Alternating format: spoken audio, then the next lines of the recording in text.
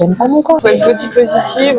C'est ok en fait de pas être mince naturellement. C'est pas parce que tu l'es pas que t'es pas guéri et que t'as un problème à résoudre. Ah ouais, mais c'est parce que t'as pas résolu un truc avec tes émotions, avec tes traumas ou je sais pas quoi, c'est des kilos de protection, machin. En gros, le poids, c'est un peu le truc le plus simple que tu puisses modifier. Si tu grossis trop, t'auras pas de travail, tu trouveras pas d'amoureux. Oh ouais, quand même vachement de pilons là. Hello tout le monde et bienvenue dans un nouvel épisode de Papote et Popote. Aujourd'hui, on se retrouve pour un nouvel épisode. Je me dépêche parce que je suis sur le passage piéton et je vais me faire écraser. Un nouvel épisode sous la pluie où je vais retrouver Alizée, que vous connaissez sûrement sur Instagram, qui s'appelle Encore un pas. On va tester un resto de cuisine malgache, mauricienne, réunionnaise. J'ai jamais goûté cette cuisine, donc j'ai trop hâte. Ça s'appelle le Mauritius. Si vous me rejoignez sur cette vidéo, moi je suis Caroline, ma petite livre sur les réseaux, et je teste des bonnes adresses de restos parisiens en compagnie d'invités qui me parlent de leur rapport à l'alimentation. Et on va retrouver Alizée.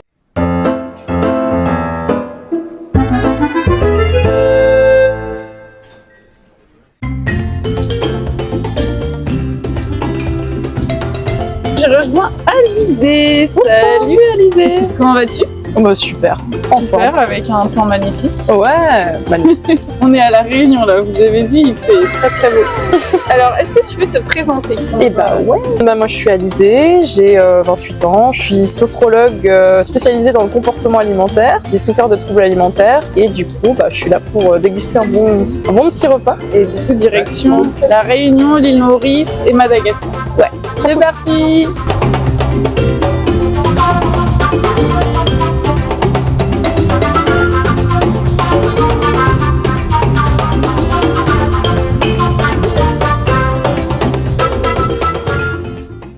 Moi je vais prendre un rougail saucisse, c'est sûr. Ouais, je pense que c'est le truc classique. Et ça pique beaucoup, enfin.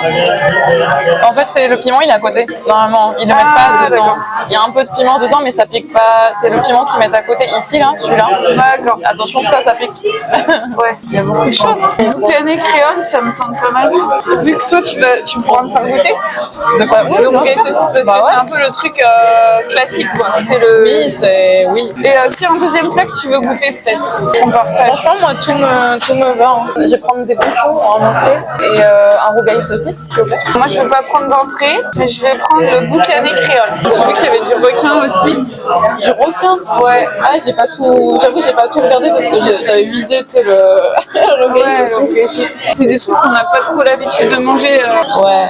En tout cas, merci d'être venu. Depuis le temps que je pense à t'inviter, parce que t'es en région parisienne. Ouais, c'est vrai, ça faisait longtemps qu'on en parlait, et puis bah voilà. Je suis allée à La Réunion là en septembre, et du coup je me suis dit, je vais tester ce resto. Ah, c'est pour ça en fait. Parce que c'est pas loin en fait, et c'est un peu la cuisine, elle se ressemble beaucoup donc. Du coup, t'as testé le rougail saucisse à La Réunion. Ouais, j'en ai mangé plein, mais il n'y a pas que ça. Hein, mais... T'en avais déjà mangé avant d'y aller? Non, je crois pas du typique en fait. Quelqu'un m'en avait cuisiné, mais c'était pas pareil. Celui de chez Picard. Non, pas celui de chez Picard. Je sais pas s'ils en font. Je crois qu'ils doivent en faire des... Je pense que chez Thierry, ils en font. Et t'aimes bien le piment? Tu mets le piment ou tu mets pas le piment?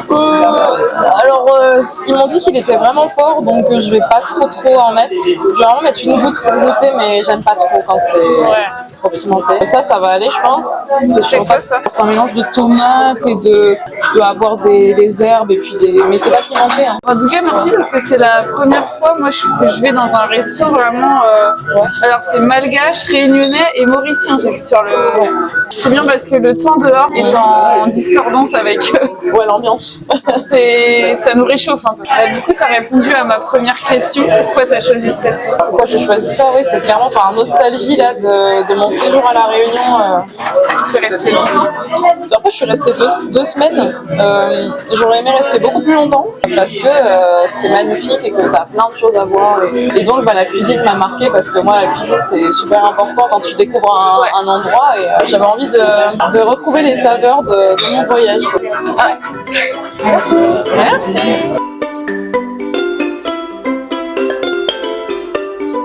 Moi, j'ai pas l'habitude de manger aussi tard, du coup, j'ai bien faim. Donc ça, c'est cool. Déjà, c'est pimenté, ça. Ne prends pas la sauce. Ça m'intrigue aussi. C'est bon? Non, ça fait pas comme les trucs chinois. Mais encore, ils sont différents de ceux que j'ai vus. Ils sont dans une sauce et tout, alors que... Il y a du gingembre, je pense. Ouais, il y a plein d'épices. C'est trop bon. Ouais, trop bon.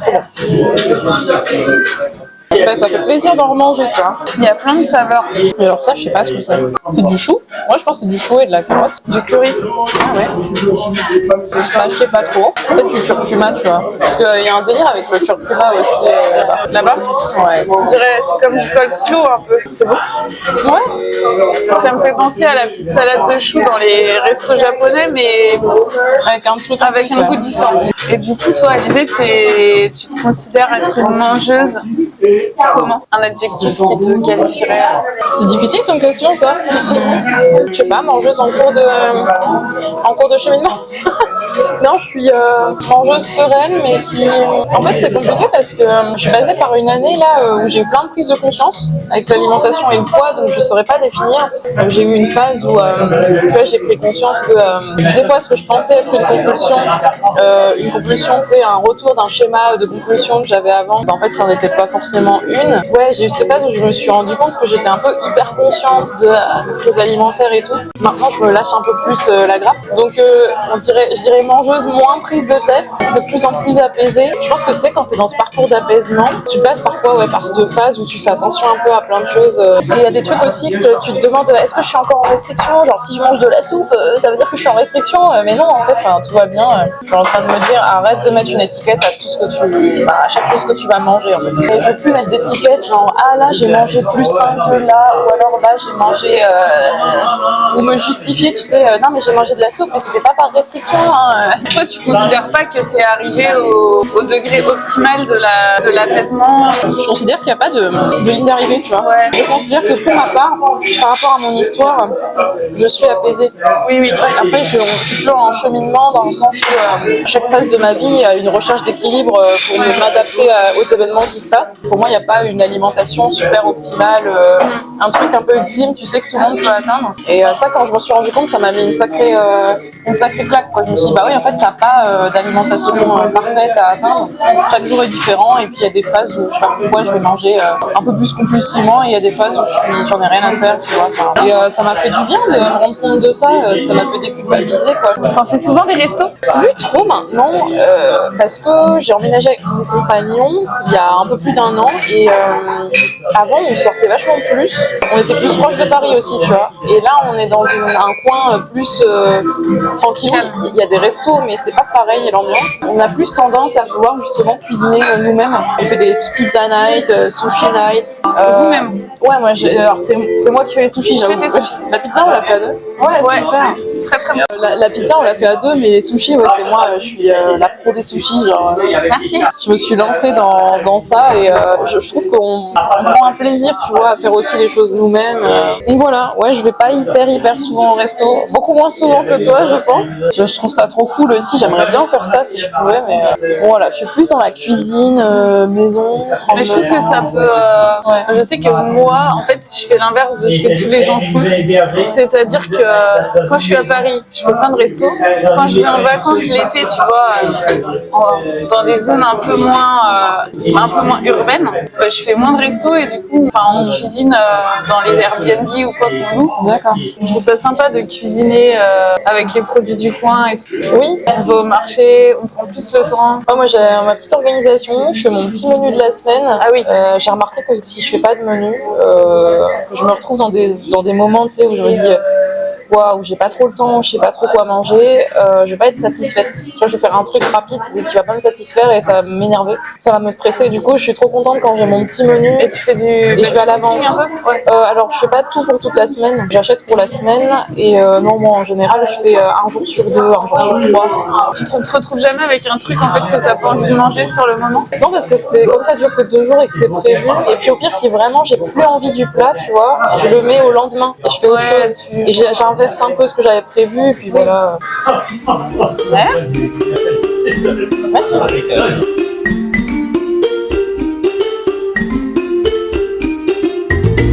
Bah écoute, si tu veux goûter aussi.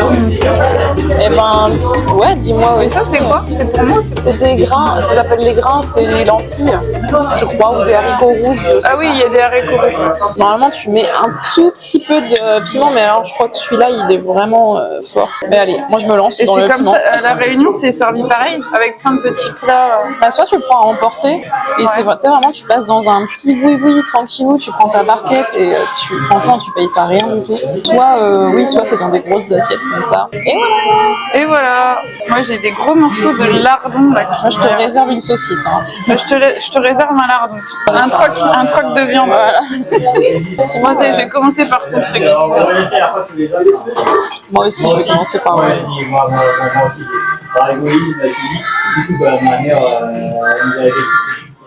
C'est bon. T'en avais goûté du boucané? Du poulet, oui, mais pas. Moi, j'adore le boucané. J'ai jamais goûté du porc, que du poulet. Bon, j'ai tenté le piment, je sais pas ce que ça va donner, mais. Moi, je vais pas le mélanger. Je vais le mettre à côté déjà. Non, mais oui, moi je suis folle. Hein. Mais je l'ai dilué là, il y a plein de riz, donc ça devrait le faire. Mais des fois, je disais ça à la réunion et purée, je pleurais quoi, tellement il y avait du piment. Un tout petit peu, ouais. Mais c'est bon en vrai, tu vois. C'est bon, mais en fait, ça dépend. Je trouve que quand il y en a trop, après, tu n'arrives plus à sentir les saveurs d'un plat. Le riz est bien cuit. Alors, j'aime pas le riz, tu sais, quand il est trop cuit et qu'il est gluant là. Mais là, il est bien. Il mange beaucoup de riz en fait. Critique de riz. Moi non, mais à la réunion. Mais c'est souvent ça les plats. Ouais, c'est souvent riz, le grain, donc les légumineuses, donc soit lentilles, soit haricots, et la viande avec la sauce, tu vois, la petite sauce. Et il n'y a pas de légumes. En vrai, il y a beaucoup de. Là-dedans, par exemple, en Uruguay, il y a des oignons et des tomates. T'as pas mal d'autres légumes aussi, comme des chouchous, des Christophine, c'est trop bon ça. Je kiffe. Et moi, je suis une meuf d'outre-mer. Enfin, j'ai vécu longtemps en outre-mer, mais c'était pas à La Réunion, j'ai vécu en Guyane. Ça me manque un peu, tu vois. Ah, c'est pour ça, ouais. T'es attirée par les trucs un peu créoles. Clairement, ah ouais, clairement. Du coup, pour revenir à ton histoire de. Oui, je disais que j'organise mes menus chaque semaine et que ça me rend sereine. Et c'est exclusivement toi qui cuisines ou ton copain aussi là? C'est moi, beaucoup moi, et de temps en temps mon copain. Lui, il aime pas trop ça. Il a des plats qu'il sait bien cuisiner et quand il est dans le truc, tu vois, il est à fond. Moi, je m'amuse, je m'éclate en cuisine. Moi, pour moi, faire un gâteau, c'est thérapeutique, tu vois. Je suis triste un dimanche soir, je fais un gâteau, je fais des cookies, je vais cuisiner un bon petit plat. Là, récemment, j'ai découvert le plaisir de cuisiner de la soupe maison, peut-être 5-6 ans plus tôt. Pour moi, la soupe, c'était régime, punition. Là, je suis là, mais c'est trop bon la soupe, je vais en faire, et puis je vais rajouter des herbes, et puis ça sent bon. Je sais pas, c'est mon petit moment à moi, où je pense à rien d'autre que ce que je suis en train de faire. T'as toujours aimé cuisiner? Depuis toute petite. Moi, c'est un truc familial. Mes deux parents cuisinent beaucoup, surtout ma mère. Mais mon père aussi, il fait bien la cuisine. Et ma mère, quand j'étais petite, on cuisinait ensemble. Enfin, elle m'a appris en fait tout ce que je sais au fur et à mesure. Et après, j'ai rajouté moi-même mes propres plats, etc. Mais c'est elle qui m'a donné envie, tu vois, de cuisiner, de rechercher un petit peu des nouvelles recettes. Enfin, elle m'a transmis ce truc-là. Ouais. Elle aimait bien cuisiner. Ah, elle adore. Et il y a des recettes que tu inventes ou tu suis toujours une recette à la lettre? Je sais pas si j'invente vraiment, mais il y a des fois j'ai envie de tel ingrédient, puis je vais les mettre ensemble. Avec, oui. Tu vois, après, c'est inventé plus ou moins. Ouais, voilà, c'est plus ou moins inventé. C'est quand je sais pas trop quoi faire et qu'il me reste des trucs dans mon frigo, je me dis, ah, ben, j'ai envie de mettre ça avec ça. Et je me rends compte souvent qu'en cherchant, la recette elle existait déjà ou une variante, tu vois. Mais... Genre, une fois, je me suis dit, j'avais de la tapenade parce qu'on avait fait un apéro, on avait du chèvre. Je me suis dit, je vais faire des feuilletés chèvre tapenade. Et en fait, je me suis rendu compte que ça se fait pas mal. Dans ma tête, j'assemble et puis je me dis, on va voir si ça va marcher. Oh ouais, quand même vachement de piment là. Et du coup, par rapport à ton histoire, on te connaît sur les réseaux pour ton parcours tourmenté, on va dire, avec l'alimentation. Ah ouais. Pour toi, ça s'est déclaré quand en fait, ce rapport un peu compliqué? Tu vois, mon histoire, ça commence dès ma naissance. Moi, dès ma naissance, on m'a dit t'es trop au-dessus des normes. Mes parents, ils m'ont raconté comme ça que ah là là, t'étais un gros bébé, tu mangeais 2 fois plus que les autres, etc. J'ai toujours été la nana au-dessus, quoi. T'as déclaré ça? Ouais, un frère et une sœur. Je suis la petite dernière. Et du coup, t'étais plus en chair que tes frères et sœurs. En tant que bébé, oui, et puis pareil. Tu mangeais plus que ton frère et ta sœur. Alors ça, je sais pas, il n'y a jamais eu trop de comparaison chez nous par rapport à ça. J'ai pas vécu avec mon frère, il était beaucoup plus âgé que moi, tu vois, on avait des gros écarts d'âge, donc je me souviens pas qu'il y ait eu une comparaison avec ma sœur, mais je me souviens quand même que j'avais souvent des remarques genre Ali ralentit, Ali prends pas autant, te resserre pas, machin, et puis forcément mes parents se sont un peu inquiétés quoi, parce que j'étais un peu au-dessus de la norme. C'est vrai que j'avais un bon coup de fourchette, donc ils ont commencé à cacher des aliments ou à dire bah tu vas pas prendre ça, pas plus de 3 biscuits, pas plus de temps machin. À quel âge ça? À 7-8 ans, il a commencé à avoir des inquiétudes quoi, sur mon physique. Et parce que le médecin avait fait une remarque ou pas? Je me rappelle pas, alors je crois que oui, mais j'ai pas le souvenir. Mais il me semble que ça doit être un truc comme ça, et puis même visuellement, tu vois. T'avais des brimades à l'école? Ah non, à l'école, j'ai jamais été embêtée pour ça. Je te dis, c'était très léger en fait. Finalement, j'étais dans les normes, tu vois ce que je veux dire? Ouais. C'était un peu, légèrement enrobé, même si ça veut rien dire, j'aime pas ce terme, tu vois. Et on me disait ça. Ce qui s'est passé, c'est que il y a eu quelques restrictions mises en place, on a fait un peu plus attention. Mes parents m'ont dit, allez, tu vas t'inscrire à des sports. Là, j'ai commencé à faire plein de sports. Et je faisais 3 activités sportives par semaine. J'avais natation, athlétisme, danse. Et je faisais du vélo le week-end, en plus avec mon père. Donc je faisais tout le temps du sport, avec le sport de l'école aussi, donc j'avais tout le temps du sport. Forcément, avec autant d'activités sportives, mon corps s'est un petit peu plus affiné, mais c'est ma grosse prise de conscience de cette année, tu vois. En fait, j'ai toujours été un peu au-dessus des courbes et je crois que je suis comme ça et voilà. Et mais tu sais que quand tu regardes ton carnet de santé, enfin je sais pas si tu l'as encore, mais c'est assez marrant de voir que en fait si tu fais rien, en fait les enfants ils suivent vraiment la courbe du carnet quoi. C'est bien foutu ces carnets mine de rien.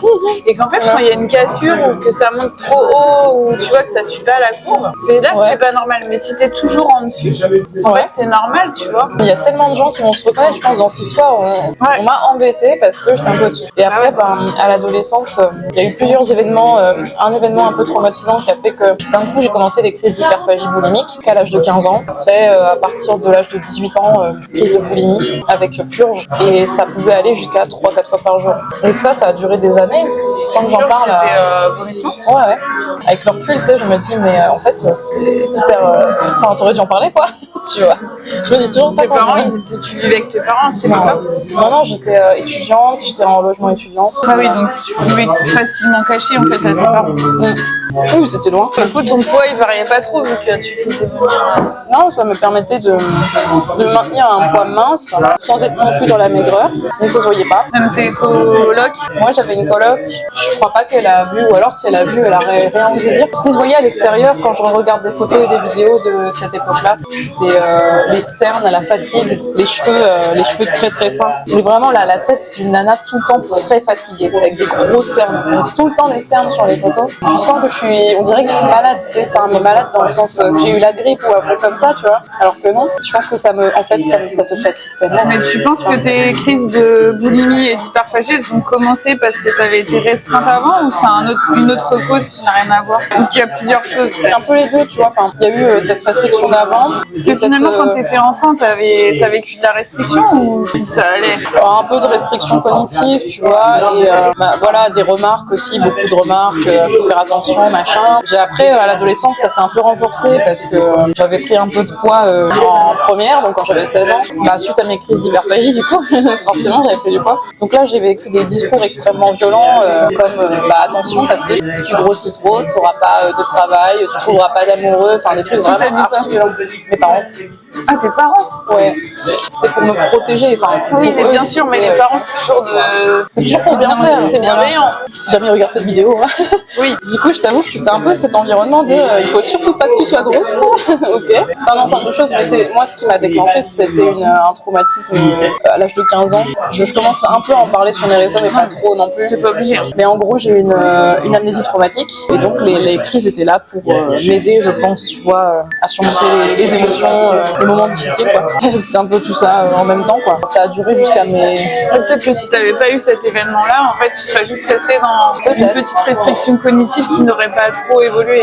Ah, je sais pas. Je me suis jamais demandé au niveau du rapport à la nourriture, tu vois, qu'est-ce qui aurait pu se passer. Mais ouais, clairement, si j'avais pas eu cet élément déclencheur, alors il y en aurait peut-être eu un autre, hein, mais je sais pas. Ouais, j'aurais au moins été dans cette sorte d'hyper-conscience, tu vois, de mon corps et de faut que je fasse gaffe. Mais Ça n'a pas commencé par une grosse insatisfaction corporelle. non, parce que je me souviens, tu vois, que même quand j'étais enfant et que j'avais ces remarques-là, je me souviens pas qu'à cette époque j'avais des complexes devant le miroir et tout ça. Tu vois. Je me souviens que c'était plus tard, à l'âge de 14-15 ans. Après le traumatisme ou avant? C'est un peu compliqué, mais ça s'étale sur 3-4 ans. Il y a eu plusieurs choses, dont un événement à 15 ans. Mais en gros, oui, comme par hasard, c'est à cette période-là, tu vois, que j'ai commencé à regarder mon corps. J'ai commencé à faire des petits programmes de sport et tout. Alors que j'étais fine, hein. À ce moment-là, j'ai commencé à faire une fixette, quoi. À me dire, il faut que je reste fine, du coup, ça voulait dire que tu avais perdu du poids par rapport à ta corpulence de base. Ouais, à l'adolescence, je pense que comme je faisais vachement de sport, en tout cas par rapport à l'âge de 7-8 ans, tu vois, où on me disait attention, perdu du poids. là j'étais plus fine. Ah ouais, clairement. On me laissait un peu plus tranquille, quoi. Autour de l'âge de 13 ans, j'étais plus trop sereine. Il y avait quelque chose qui était différent, quoi. Alors je sais pas si c'est l'adolescence ou si c'est autre chose. Je sais pas pourquoi, j'ai commencé à me dire attention.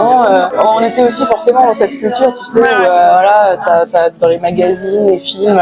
Peut-être qu'en fait, tu avais une alimentation troublée et que le traumatisme, ça t'a fait basculer dans le TCA, tout avec l'hyperphagie boulimique. Et puis qu'après, tu t'es dit, bon, en fait, j'ai pris du poids avec cette hyperphagie, donc ça a viré en boulimie. Exactement. Non, je pense que c'est à peu près ça. J'ai remarqué que les gens qui tombent dans la boulimie, souvent, il y a soit une hyperphagie boulimique avant, soit une anorexie, en fait. J'ai l'impression que c'est rare de commencer direct par de la boulimie, en fait. Ah ouais, peut-être. Parce qu'en fait, ça demande quand même un cheminement de se dire, bon, je mange trop, mais il faut que je compense. Soit c'est parce que tu t'es restreint à mort avec l'anorexie, du coup, ton corps, en fait, c'est la solution. Enfin, soit, en fait, t'as fait de l'hyperphagie boulimie et après, tu t'acceptes pas trop d'avoir pris du poids, donc... Et il y a des gens qui passent par l'hyperphagie boulimique et qui se font jamais vomir, qui franchissent jamais ce cap, et tant mieux. La boulimie, c'est quand même un des TCA, je trouve, les plus toxiques, en fait. Non, parce que, en fait, ça se voit pas forcément sur ton corps. Tu souffres à mort intérieurement. T'as un peu cet échappatoire du truc de purge qui te supprime un peu la culpabilité que tu pourrais avoir et qui pourrait t'amener à... C'est des pensées, ça donne des pensées permissives. Mais c'est très proche de l'anorexie, la boulimie. Disons que tu as la même peur intense de grossir. C'est insupportable pour toi que tu puisses grossir suite à ce que tu as mangé. Donc, tellement insupportable qu'il faut que tu te purges. Mais d'ailleurs, dans l'anorexie aussi, on constate des purges, mais c'est pas sous forme de crise. Mais je pense que j'ai peut-être passé par une petite phase d'anorexie parce que pendant plusieurs mois, je me souviens que j'avais pas de crise, mais je me purgeais quand même. J'avais peur de boire de l'eau ou enfin, tu vois, j'avais des peurs un peu irrationnelles comme ça. La boulimie et l'anorexie, c'est très proche. Parce que t'as plein de gens qui se disent je suis anorexique boulimique, enfin je souffre d'anorexie boulimique. Je pense que c'est mieux de dire ça parce qu'en fait c'est dur de se mettre soit dans l'un soit dans l'autre. C'est juste que pour moi il y a une dominante. T'as des personnes c'est la dominante anorexie et d'autres c'est la boulimie. T'es resté combien de temps alors avec ces épisodes de boulimie De 2013 à 2017, 4 ans. Donc j'ai fait 3 ans d'hyperphagie, 4 ans de boulimie. Non alors en 2018 je faisais encore un peu des crises mais j'étais en cours de guérison. Je suis repassée par l'hyperphagie en fait. J'ai eu un déclic. Déjà je me suis souvenue des événements traumatisants, je t'avais dit j'avais une amnésie et je sais pas pourquoi à ce moment-là aussi ça a été le truc de mais arrête de faire ça en fait, arrête de te faire du mal. Donc je suis repassée par l'hyperphagie quand même parce que j'avais quand même besoin des crises. Est-ce qu'on peut guérir de la boulimie sans avoir une petite phase d'hyperphagie? En fait l'hyperphagie c'est un peu le traitement de tous les TCA. Tu passes toujours par une phase un peu comme ça parce que toi aussi bien quand tu es dans l'anorexie, tu as une phase un peu de faim extrême que tu pourrais qualifier d'hyperphagie. En fait, la boulimie, la première étape, c'est d'arrêter les compensations. Donc, tu peux pas arrêter les crises tout de suite. Oui, c'est clair. Tu es obligé de commencer par arrêter de compenser et après, tu vas progressivement arrêter les crises, mais tu peux pas arrêter les crises. C'est ce qui s'est passé, même dans la boulimie, quand tu essaies dans ces processus de guérison, tu repasses par l'hyperphagie et puis de temps en temps, bah, tu rechutes un peu et tu te repurges. Moi, c'est ce qui m'est arrivé entre fin 2017 et 2018-2019.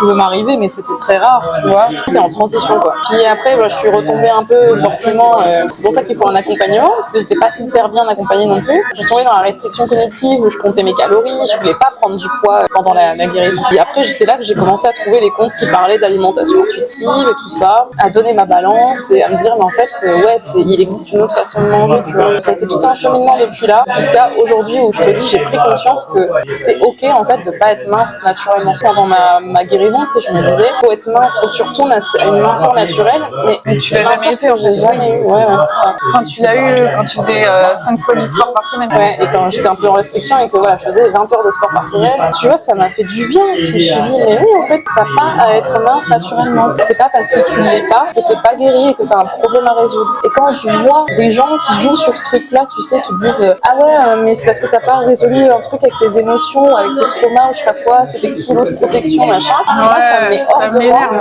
Parce que je me dis, mais en fait, c'est tout simplement peut-être une nana ou un mec qui a naturellement un poids plus élevé, quoi. C'est tout que la norme. Et tu me dis, en fait, que non, elle a un problème à résoudre. Ça m'énerve. Voilà, aujourd'hui, j'aime pas mon corps. Je le dis, j'aime pas mon corps. Je suis pas à l'aise dedans. Esthétiquement, il y a des jours où je me sens pas bien. Mais pour autant, ça veut pas dire que je m'empêche de vivre, que je m'empêche de manger ce que je veux. Et je fais que me répéter dans ma tête, de toute façon, c'est le corps que t'as, profites-en, profite de ce que t'as aujourd'hui. Ouais, c'est hyper important de dire qu'on n'est pas obligé d'aimer son corps. La nouvelle injonction à la mode, c'est qu'il faut être body positive.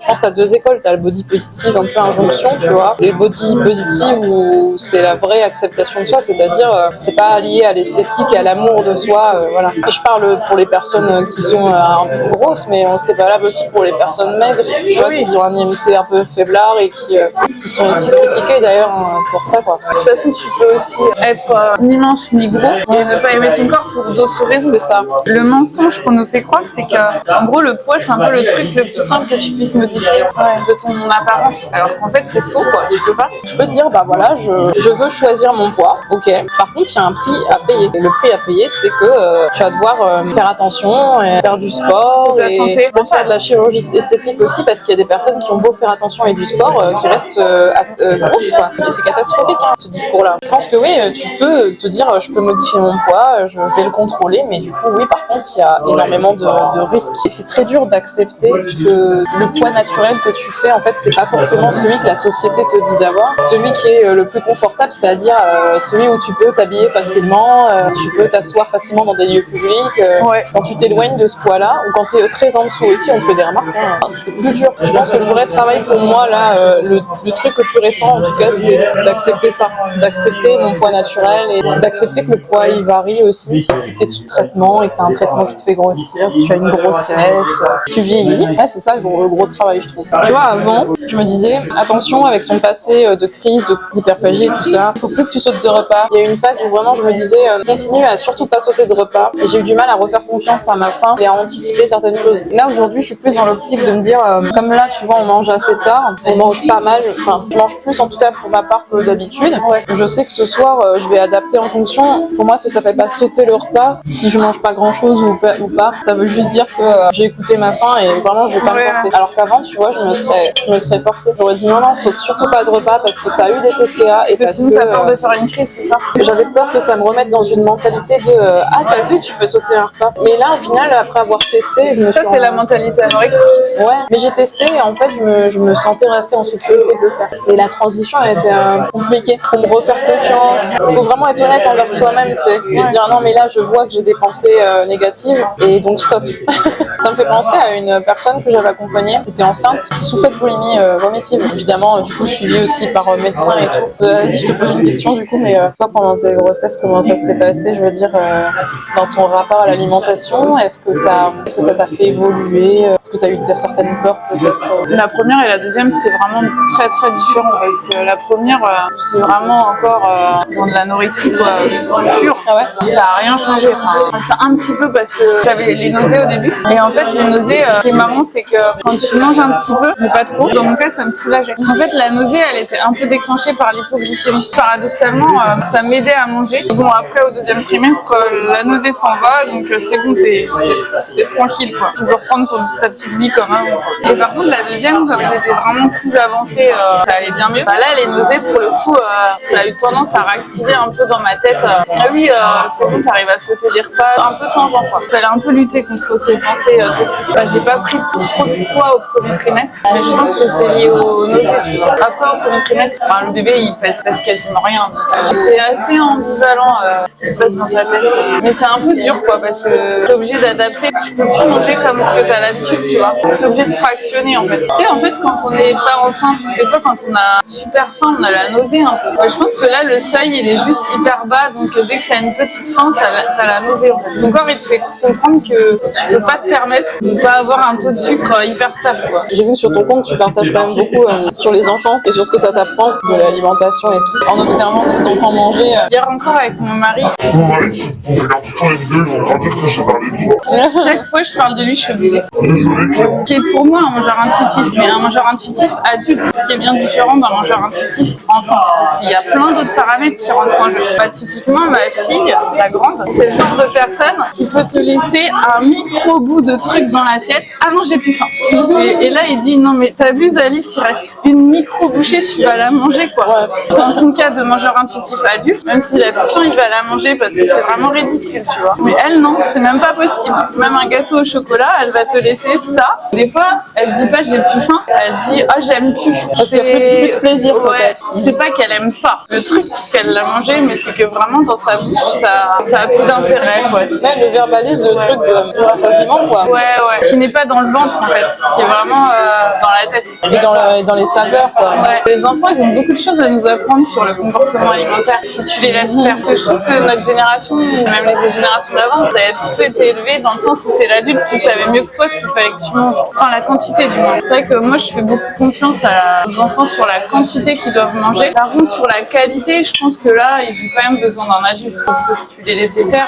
Oui, il faut leur montrer aussi toutes leurs possibilités. Ouais, c'est ça. Si tu leur proposes qu'un certain type d'aliments tout le temps, forcément, ils connaissent rien d'autre. Tu vois, c'est marrant, je suis en train de me dire, je sens vachement plus mes aliments qu'avant. Là, je sentais le pain. Et je respirais l'odeur du T'as été malade? Avant, il y a quelques mois ou quelques années. Et là, je suis vraiment en train de me spécialiser dans les outils de la pleine conscience, pour manger en conscience. Enfin, c'est vraiment, j'ai décidé de faire plus ça, tu vois. Et depuis que je fais ça, genre, je suis tout le temps en train de respirer ce que je suis en train de manger, tu vois. De base, je trouve que j'ai un odorat assez développé. Mais je pense que du coup, on n'est pas tous égaux non plus par rapport à ça. Et je pense que les gens qui n'ont pas trop d'odorat pour manger, ça doit pas être fun. Quand t'es enrhumé, c'est pas terrible de manger. Je sais pas si t'as eu le Covid.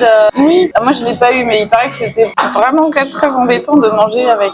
Je l'ai eu une fois. Et t'as perdu l'odorat? Le goût et l'odorat pendant 3 jours. Et je ne sentais plus rien du tout. Et je ne goûtais plus rien. C'est très bizarre quand tu perds le goût. Je me suis dit, j'espère que je vais pas finir comme malheureusement t'as des personnes qui retrouvent jamais. Ouais. Ou partiellement. Je m'amusais à sniffer du poivre, des trucs comme ça. J'étais là.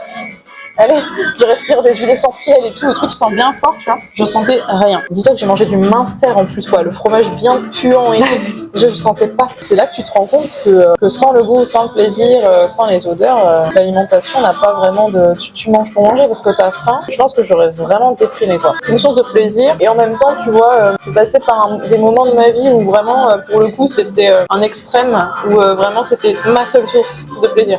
Quand je suis pas stimulée, quand je suis pas bien dans ma vie, que ça va pas, que j'ai pas assez de challenge, de stimulation intellectuelle ou autre, bah la nourriture, heureusement, elle est là. Je me dis, j'ai ça, quoi. Et je me stimule un peu avec, quoi. En mangeant des trucs croustillants, en faisant des nouvelles recettes, en mangeant du coup parfois un peu plus que mes besoins, mais parce que personnellement, c'est comme ça que je fonctionne. Est-ce que tu as des considérations éthiques?